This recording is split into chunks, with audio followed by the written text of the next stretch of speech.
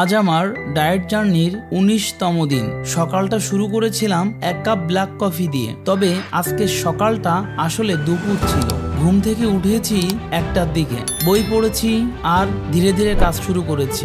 আজকে আমার প্লেটটা কে সাজিয়েছে জানি না, তবে যা যা খেয়েছি, চিকেন রোস্ট, মিষ্টি কুমড়া দিয়ে মাছ, ডিম দিয়ে রান্না করা পেঁপে, মাংস দিয়ে ডাল, কম খাওয়া উচিত, চিংড়ি দিয়ে কচুর লতি বা কচুর বই, বাদাম খাওয়ার পরে অল্প একটু আমড়া খেয়েছি, মাল্টিভিটামিন ও ভিটামিন সি আজকে অ্যাড করেছি। বরাবরের মতোই খাওয়ার আগে ভিনেগার পানি ও পিঙ্ক সল্ট, খাওয়ার শেষে চিয়া সিডস এবং সবার শেষে প্রোটিন সাপ্লিমেন্ট। চিকেন রোস্ট প্রোটিনে ভরপুর, কিন্তু যদি অতিরিক্ত তেলে রান্না হয় ফ্যাট বেড়ে যায়, পরিমিত খাওয়া ভালো। মিষ্টি কুমড়া ভিটামিন এ, সি এবং অ্যান্টিঅক্সিডেন্ট ভরপুর, ওজন কমাতে সহায়তা করে।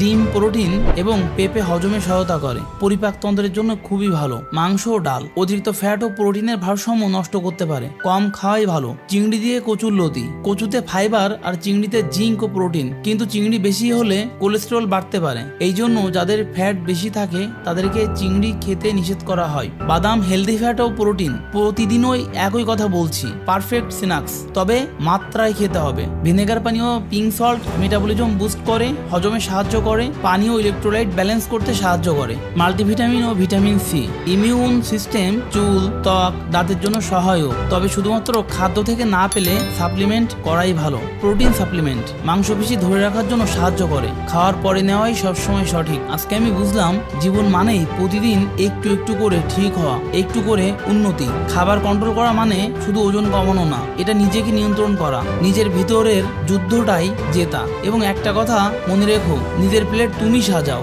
বা কেউ সাজাক, শেষ কথাটা তুমি বলো। কি খাবে, কি ছেড়ে দেবে, সেটাই হবে তোমার নিয়ন্ত্রণ, তোমার শক্তি। আমি চালিয়ে যাচ্ছি আমার 1:23 ডায়েট। তুমি যদি শুরু করো তুমি পারবে। তোমার শরীর, তোমার নিয়ম, ফারান্স থট।